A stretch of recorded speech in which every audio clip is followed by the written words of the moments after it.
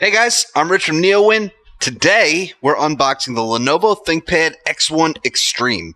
So just recently, I unboxed the Lenovo ThinkPad P1, and these are very similar devices. Okay, so the P1 is from the P series. That's a workstation, and this is not a workstation.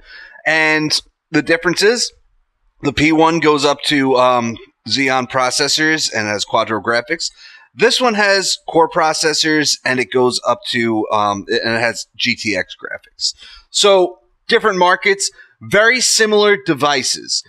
It's 4.06 pounds multi-touch, 3.76 pounds non-touch. They're almost the same. They have pretty much the same chassis, and it's just the internals that are different, and the customers that they're targeted at are different. The boxes are almost the same. Well, they seem to be exactly the same, to be honest. And here is the device. So one thing that's different about the X1 Extreme is that it has this X1 logo on the bottom right. So the P1 doesn't have its own logo. It's really like an X1 for workstations. So this is the first new member of the X1 family since, I suppose, the tablet, or maybe the Yoga. Maybe they came at the same time. I don't really remember. But there's a lot that's actually new here. For one thing, it's the first to have dedicated graphics and an H-series processor. All the other ones, right now we have the X1 Carbon, the X1 Yoga, and the X1 Tablet. Currently they use 8th gen U-series processors. Those are 15-watt chips, quad-core. And, previous generation, the 7th gen U-series, those were dual-core 15-watt chips. And for the tablet in the last generation, that had 7th gen Y-series chips, which were dual-core. That's like a 4.5-watt or 5-watt chip. And so one thing they upgraded on the tablet this year was to U-Series. And they all have integrated graphics, UHD graphics 620.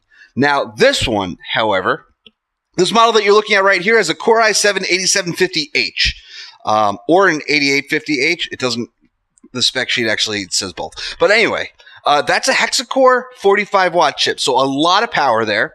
And it also has dedicated graphics. NVIDIA GeForce GTX 1050 Ti with Max-Q. 4 gigabytes DDR5, 16 gigabytes or 32 gigabytes of RAM. Again, it doesn't say. So it's a very powerful machine. And the display, which we're gonna open this up right now. The display is 4K, 15.6 inches, and it has Dolby Vision HDR. So we can just power this up, and we can see if you watch the P1 unboxing, this is almost exactly the same. One thing I'm noticing, though, the P1, the model that they sent me, and I'm sure it's not a major issue across the board, is that it had some light bleeding around the corners, and this one doesn't seem to. I assume they used the exact same display panel, so I'm guessing the one that they sent me was just a little faulty. And this is touch, so there are different specs for touch and non-touch. Like I said, 4.06 pounds for this one, 3.76 for the other one. So let's look at the actual specs of the machine, because these, like I said, the spec sheet they sent me has multiple specs. So 8750H, 16 gigabytes RAM, so the lower end of the two, which is really fine. 16 gigabytes is really more than pretty much anybody needs. Windows 10 Pro, which is good, and it's especially good because you might want to end up using Hyper-V with this thing. It's a hexa-core machine, so those extra cores can come in handy for virtual machines. And with Windows 10 Home, you do not get Hyper-V. So that's pretty cool. I mean, I've never seen a ThinkPad without Windows 10 Pro. I know that they can ship with Windows 10 Home. All right, so a couple other things about the design. By the way, 15.6-inch display, I said that already, but this is the first X1 with a 15.6-inch display. The Carbon and the Yoga both have 14-inch displays, and the tablet is 13 inches now, which is a little larger than last year. Okay, so a couple other things about the design that you're going to want to take a look at. I bring this up because I know Lenovo is super proud of this stuff, and I say it in every video because I talk to them about this, and they just love it, and it is really cool. So the blacker than black is what I like to call it, because the shade of black is darker than last year. And there's a lot of subtle design changes that came around this year. This X1 logo over here is new. Previously, there was just a Lenovo logo right there. There's a new ThinkPad logo. So you see that it's this kind of glossy black now. It used to be that sort of grayish silver. So these are the design changes that we've seen just from ThinkPads in general. And that's the ThinkPad X1 series that gets the new ThinkPad logo. All of the other new ThinkPads that came out this year, the L480, the whatever, X280, all that stuff, they all use that old logo. So right now, I'm sure it'll change next year, but right now this is exclusive to X1 and also the P1 for that matter. We have a whole bunch of ports. Over here we have our power port. So it ships with the 135 watt power cable, and that's Lenovo's proprietary power. So that's a bummer. I like USB Type-C. And one thing I don't like about Lenovo's power cables is that they look like USB Type-A. So at some point, I will try to plug a USB Type-A cable in here, and I will likely try to plug the power cable into a USB Type-A port. 2 USB Type-C ports, both of these are Thunderbolt 3, which means that those probably support charging as well, but probably not as fast. HDMI 2.0 over here. This is an RJ45 mini Ethernet port, and then a 3.5 millimeter headphone jack. Over on the other side, we have 2 USB Type-A ports, both 3.0, which is a tad disappointing, and of course, an SD card reader. And those are our ports, so we have plenty to go with on this. Also inside the box, like I said, 135 watt power brick, proprietary cable, and a power cord. So one thing that this does not come with, that the P1 did come with, is an Ethernet adapter.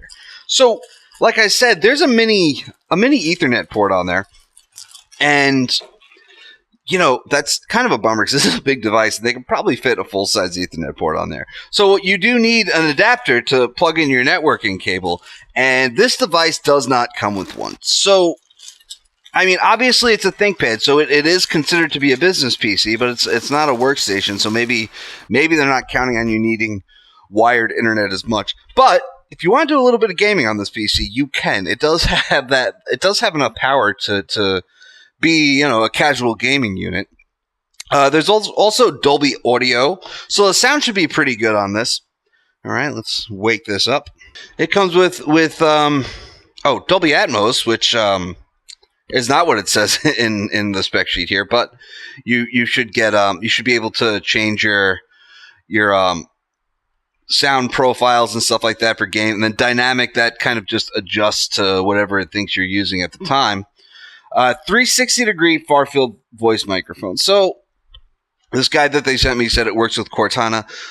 You should be able to get Alexa with it too. It does support. Lenovo released Alexa with the X1 Carbon and the X1 Yoga, and honestly, the file to install it works on any PC that you put it on. It's fine, so you won't have a problem putting Alexa on here, even if this isn't officially supported for Alexa, which it probably is. You can still do it. Mil SCD 810G tested, which means that it's, you know, it can handle extreme heats, shockproof, dustproof, dust resistant, I should say, water resistant, all that good stuff. It's meant to handle some pretty heavy stuff. Okay, Dolby Vision, like I said, Dolby Vision in the display, and then there's the Dolby Vision app, which I guess allows. I've never. Oh, you could change the display mode. I played with it a little bit when. Now that I think of it, when I reviewed the X1 Yoga with the Dolby Vision display, but this is going to be even better because it's 4K, 15 inches. It's going to be very immersive, but not a convertible. So you're not really, you know, like any clamshell, has a 180-degree hinge here, and I like convertibles because, you know, if I want to use it as a tablet, I can, and that would be something I'm more likely to watch a movie on than a clamshell laptop. And a movie is somewhere where I would really appreciate that Dolby Vision a little bit more. I do wish that it had USB Type-C charging, although, well, I wish the main charger was USB Type-C, just because I like the idea of using the same charger with all of my devices.